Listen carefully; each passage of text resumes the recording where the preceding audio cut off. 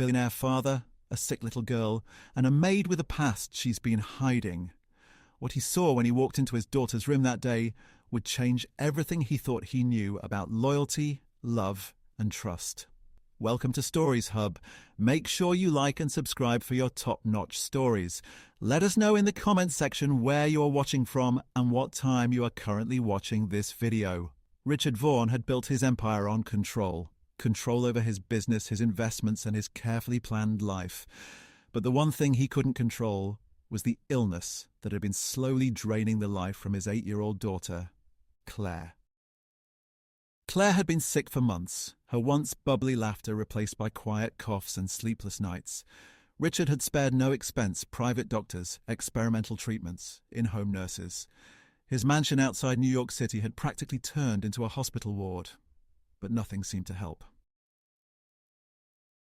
It was late on a rainy Wednesday evening when Richard came home earlier than usual from a tense board meeting. The house was quiet, too quiet.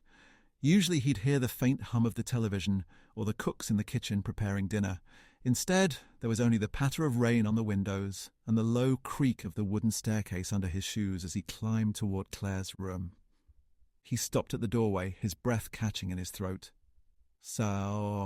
There, sitting on the edge of Claire's bed, was Maria, the new maid he had hired just 3 weeks ago, carefully braiding Claire's hair. The small lamp on the bedside table cast a warm glow on both of them. Claire was smiling, really smiling, for the first time in weeks. Richard hadn't seen her smile like that since before she got sick. But what froze him in place wasn't the sight of his daughter smiling. It was the way Maria was whispering softly to her. Claire nodded with every word, her tiny hands gripping Maria's wrist like it was the only thing keeping her grounded. "Maria," Richard said, his voice sharp, cutting through the quiet. Maria jumped, nearly dropping the comb in her hand. Claire turned to him, her face pale but still glowing from the quiet moment. "Mr. Vaughan," Maria said quickly, standing up, her hands shaking slightly. Richard stepped into the room, his expensive shoes silent against the carpet, his eyes darting between his daughter and the maid. "What were you saying to her?" he demanded. Maria hesitated, her lips parting as if she was about to speak, but then she stopped. The look on her face wasn't one of fear, but something else. Something he couldn't read. "Daddy, don't be mad," Claire said softly, her voice weak but pleading. "Maria was just helping me feel better." Richard's jaw tightened. He'd dealt with employees before who crossed lines, maids who took advantage of their positions, nannies who overstepped boundaries. He had fired people for less than what he had just seen. But something about Maria's calmness unsettled him. Most employees would have been stumbling over apologies by now. Instead, she just stood there meeting his stare as if silently daring him to ask again. Richard turned his attention to Claire, brushing a strand of hair from her face. "Are you feeling better?" he asked, softening his tone for his daughter's sake. Claire nodded slowly. "A little," she whispered. Richard looked back at Maria. Outside, now. Maria hesitated for a moment before setting the comb on the nightstand and walking past him into the hallway. Richard followed, shutting the door quietly behind him so Claire wouldn't hear. He faced Maria, his voice low but firm. "You work for me. You don't whisper things to my daughter without my permission. Do you understand?" Maria's jaw clenched, but her voice was steady when she spoke. "Sir, with all due respect, Claire needs more than medicine right now. She needs someone to remind her she's still a little girl." Richard blinked, stunned that a maid, someone he barely knew, would speak to him that way. "Before we dive in deeply, let us know in the comments what country or which city you're watching this story from. We'd love to know how far this story travels." Richard's first instinct was anger. No one spoke to him like that. Not his board members, not his lawyers, and certainly not the staff he paid to follow his rules. He opened his mouth to fire her on the spot, but something about Maria's expressions stopped him. She wasn't being defiant for the sake of it. Her dark brown eyes held something deeper, a strange mixture of sadness and determination. "You don't know what she's going through," Maria said quietly, breaking the silence. Richard frowned. "I know more than you think. I'm her father. I pay for the best doctors in this country. Don't stand there and tell me what my daughter needs." Maria's lips pressed together, but she didn't back down. Doctors can't hold her hand when she wakes up crying at 3 in the morning. Doctors don't sit with her when she says she's scared she won't wake up the next day. Richard stiffened, his fists clenching at his sides. "And what exactly are you telling her when you whisper in her ear?" Maria looked him dead in the eye. "I tell her she's strong. I tell her she's brave, and tonight—" She hesitated, as if weighing whether to continue. "Tonight she asked me if you still loved her." Richard felt the words hit him like a punch. He took a step back, suddenly unsure of himself. "What?" His voice cracked slightly. "She thinks you're too busy for her," Maria said. "She thinks you don't want to be around her because she's sick. She told me she misses you reading to her before bed." Richard swallowed hard, his throat dry. He hadn't read to Claire in months, not since the treatments began. His evenings were consumed with conference calls and emergency meetings. He had told himself he was doing it all for her, but hearing it out loud from Maria twisted something in his chest. "Sir," Maria said, her voice softer now, "I'm not trying to take your place. I'm just trying to help her feel like a little girl again." Richard turned away, running a hand down his face. His mind was racing. The image of Claire lying pale and weak in that hospital bed flashed before him, followed by the sight of her smiling just now, her hair being braided. "Go downstairs," he said finally, his voice low. "I need to be with my daughter." Maria nodded silently and disappeared down the hallway, her footsteps soft on the carpet. Richard stood there for a moment, gathering himself before opening the door and stepping back into Claire's room.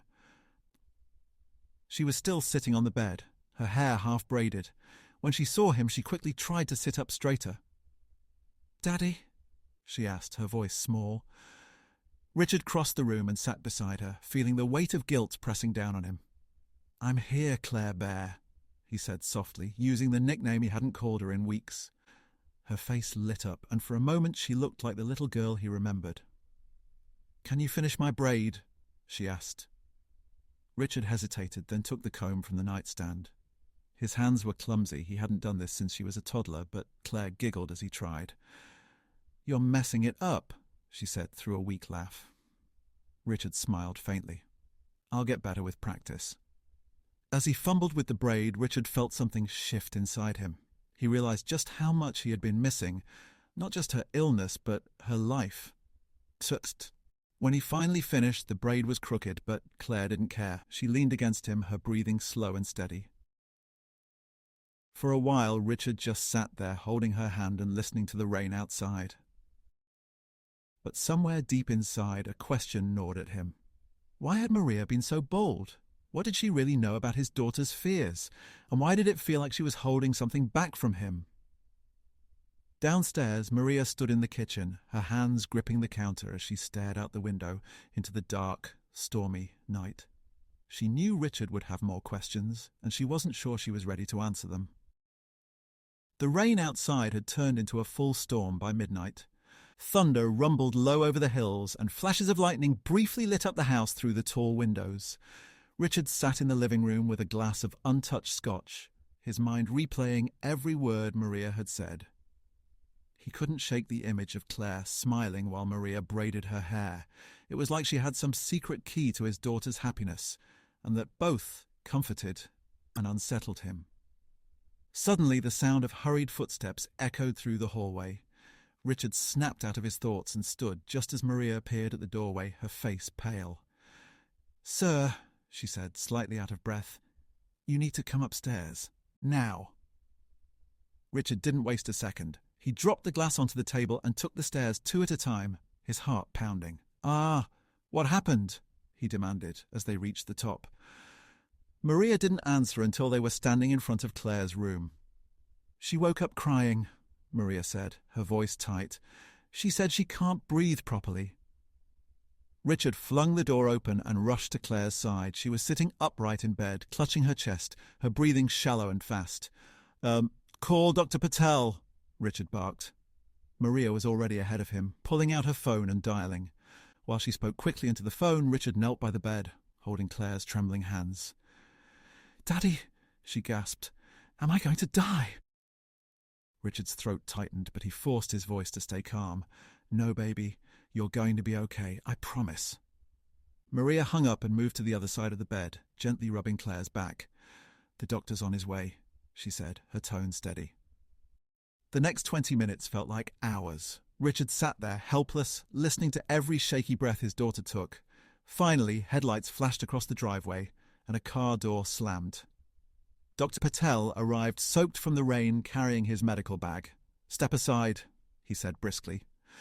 Richard backed away, but stayed close enough to see every move the doctor made. He checked Claire's pulse, listened to her lungs with a stethoscope, and quickly prepared an injection. "She's having a breathing flare-up," he explained. "This will help open her airways." Richard watched anxiously as Dr. Patel administered the shot.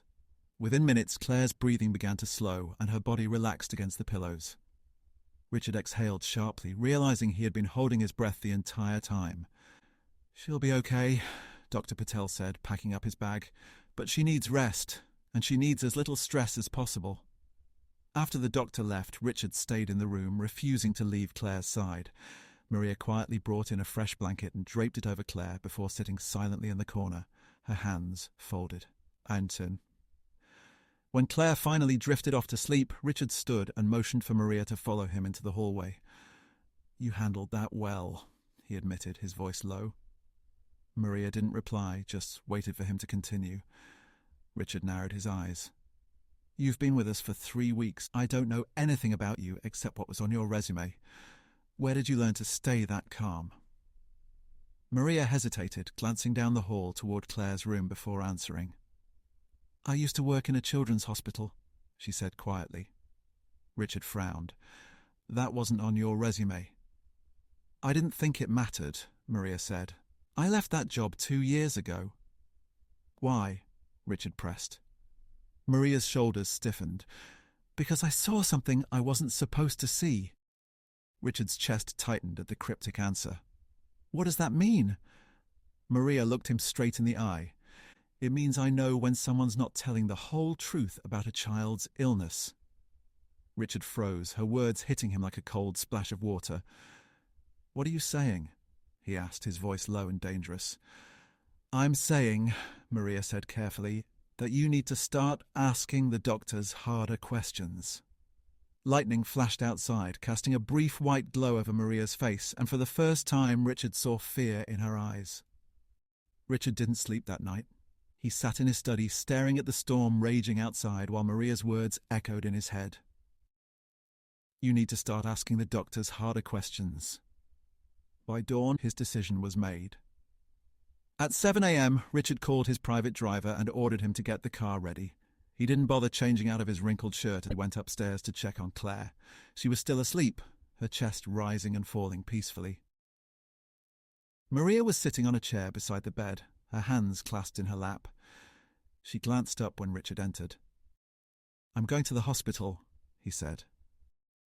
Maria stood quickly. "Wait, you can't just barge in there demanding answers. They'll give you the same polished report they always do." Richard's jaw tightened. "Then tell me what you know." Maria hesitated, her eyes flicking back to Claire. "I can't," she whispered. "Can't or won't?" Richard demanded, his voice low. Maria swallowed hard. "If I tell you, I could lose this job. Worse, I could get in trouble with the hospital." Richard stepped closer, his voice sharp. "If you know something about my daughter's condition, you'd better start talking now."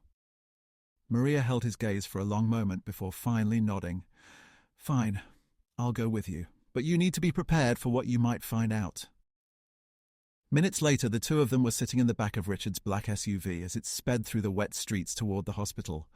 The ride was tense and silent, the only sound the steady thrum of rain on the roof. When they arrived, Richard stormed through the hospital's private entrance with Maria trailing behind him. His presence turned heads everyone knew who he was, but he didn't care. He went straight to Dr. Patel's office and pushed open the door without knocking. "Sir," Dr. Patel looked up from his desk, startled. "Mr. Vaughan." "We're having a conversation. Now," Richard snapped. Dr. Patel gestured for Maria to step out, but Richard shook his head. "She stays." The doctor sighed and closed the file he had been reviewing. "Mr. Vaughan, I assure you we are doing everything we can for Claire." "That's not good enough," Richard cut in. "I want to know why her symptoms are getting worse, even with treatment. I want to know what you're not telling me." Dr. Patel's expression faltered for the briefest second, but then he recovered. "Her condition is rare. We're adjusting her medications as needed." Maria suddenly spoke up. "He deserves to know about the trial." Dr. Patel's head snapped toward her, his face pale. "You shouldn't—" "She deserves to know too," Maria said firmly. "Both of them do." Richard turned on Dr. Patel. "What trial?" Dr. Patel rubbed his temple. "Claire was accepted into an experimental treatment program 3 months ago. It's highly restricted, and we didn't disclose every detail because the data is still early. There are risks." Richard's voice was ice. "What kind of risks?" "Neurological side effects," Dr. Patel admitted. "But without it, her prognosis would have been much worse. We thought this was the best chance she had." Richard slammed his hand down on the desk, making the doctor flinch. "You made that decision without me?" "You signed the consent form," Dr. Patel said quietly. Richard froze. He remembered signing a stack of papers during a particularly stressful day weeks ago, barely glancing at them. His throat felt dry. "You knew about this?" he asked, turning to Maria. Maria nodded slowly. "I worked in the hospital where that trial started. I saw kids get better, but I also saw kids get worse. That's why I left." Richard felt like the room was closing in on him. He had built a life where nothing was ever left to chance, and now his daughter's future had been left in the hands of a program he barely understood. "We're not done here," Richard said tightly. "Pull every file you have on her treatment, every report, every side effect. I want it all." Dr. Patel nodded reluctantly. "Give me an hour." Richard turned and stormed out, Maria following silently. When they got back to the car, Richard sat in the back seat, staring out the window, his jaw tight. "You should know," Maria said quietly, "that if those files say what I think they will, you might have to make a choice no parent should ever have to make." Richard didn't answer. His hands were clenched so tightly that his knuckles turned white. The rain had finally stopped by the time Richard and Maria returned to the mansion. The air was heavy and damp, the sky still grey as if the storm hadn't truly passed. Richard walked inside without a word, his face set like stone. An hour later, Dr. Patel arrived with a thick folder tucked under his arm. He met Richard in the study, Maria sitting quietly in a corner. "These are all of Claire's files," Dr. Patel said, placing the folder on the desk. "Her progress, her setbacks, and the trial notes." Richard opened the folder and began flipping through the pages. The words blurred together: neurological risk, cognitive regression, probability outcomes, but one section made him stop cold. Possible long-term impact, irreversible. He shoved the papers aside, his chest heaving. "You let my little girl be a test subject," he growled. Dr. Patel didn't flinch. "Without this, she wouldn't have survived past summer. We are trying to save her." Richard stood, pacing across the room, running a hand through his hair. Maria rose from her chair slowly. "Mr. Vaughan," she said carefully, "you need to think about what's best for Claire, not just what makes you feel in control." Richard spun around. "You think I'm not doing what's best for her. I've given up everything to keep her alive." Maria stepped closer, her voice calm but firm. "Have you, or have you given up being her father while trying to be her saviour?" The words hit him like a slap. He froze, breathing hard, staring at her. Before he could answer, a small voice called from upstairs. "Daddy?" Richard's heart sank. He bolted out of the study and up the stairs, 2 at a time, Maria following close behind. When he pushed open the door to Claire's room, what he saw stopped him in his tracks. Claire was sitting on the edge of her bed, pale but smiling weakly. Maria had already sat beside her and was braiding her hair again, her hands gentle and steady. The morning light caught in Claire's hair, making it glint like gold. Richard stepped inside, his chest tight. "Hey, Daddy," Claire said softly. He moved closer, kneeling in front of her. "How are you feeling?" Claire shrugged. "Okay, Maria was telling me a story." Richard glanced at Maria. "What kind of story?" Maria met his gaze evenly. "A story about a little girl who was brave enough to fight, even when everyone else was scared." Richard swallowed hard, unable to look away. "And what happens to the little girl?" he asked, his voice low. Maria's fingers didn't stop moving through Claire's hair as she answered. "She wins, because the people who love her stop fighting each other and start fighting for her." The words sank into Richard's chest like a weight. He realized suddenly that Maria wasn't just talking about Claire, she was talking about him, about all of them. He reached out and took Claire's hand, feeling its small warmth against his palm. "I'm here, baby," he said, his voice breaking. "I'm not going anywhere." Claire smiled faintly, leaning against him. For the first time in months, Richard didn't think about the company, the board, or the empire he had built. The only thing that mattered was the little girl holding his hand and the quiet maid who had somehow reminded him what it meant to be a father. For a long time no one spoke. The house was silent except for the sound of Claire's soft breathing and the comb running gently through her hair. And when Maria finally finished the braid, she looked at Richard and said quietly, "Now it's your turn to fight for her." Richard froze, her words echoing in his head like a challenge. The end. Please like and subscribe for more rich stories like this. Comment below. Let us know in the comments section where you are watching from and what time you are currently watching this video. Also, if you really love this video and want to support the channel directly, you can hit that super thanks button below.